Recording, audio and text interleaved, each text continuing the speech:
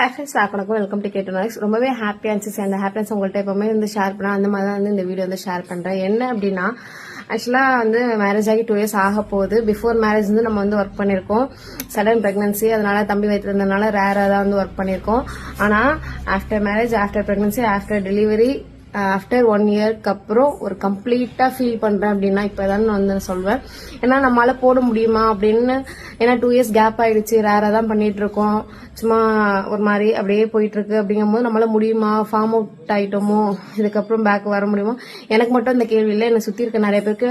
இன்னும் சொல்ல போனா டேரக்டா என்கிட்டயே வந்து மேரேஜ் ஆயிடுச்சு, குழந்தை போச்சு, அவ்வளவுதான் ஜனனி, நீ முடிஞ்சிட்ட அப்படின்னு நினைச்சேன். ஆனா உன்னால ஒன்றும் பண்ண முடியாது அப்படின்னு நான் நினைச்சேன். ஆனால் வந்து எதிர்நீச்சல் போட்டு வந்துட்டு இருக்கு அப்படிங்கிற மாதிரி ஏன் முன்னாடி டைரக்டா வந்து சொன்னவங்களும் உண்டு.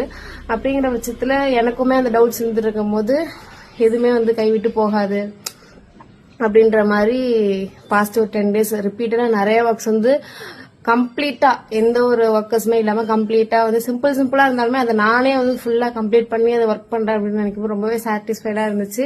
அதை ஷேர் பண்ண கூட டைம் இல்லாம லாஸ்ட் ஒரு 1 week to 10 days வந்து போச்சு. அப்புறம் மறுபடியும் சரி இந்த ஒர்க் வந்து போட்டேன். ஒரு சிம்பிள் ஒர்க் தான், இது ரொம்ப பெரிய விஷயம் இல்லை. ஆனா வந்து ஹானஸ்டா வந்து எல்லாமே ஃபுல்லா நானே கம்ப்ளீட் பண்ணிருக்கேன் நினைக்கும் போது ஒரு சாட்டிஸ்ஃபைடு ஃபீல் வருது. அந்த ஹாப்பினஸ் உங்க எல்லாரும் ஷேர் பண்ணலாம் அப்படின்ட்டு தான் நான் ஃபீல் பண்றது. ஓகே அப்படின்னா என்ன வந்து சப்போர்ட் பண்ணுச்சுன்னா ஒரு கமெண்ட் பண்ணி சப்போர்ட் பண்ணுங்க. Thank you all. Kids support. பாய்.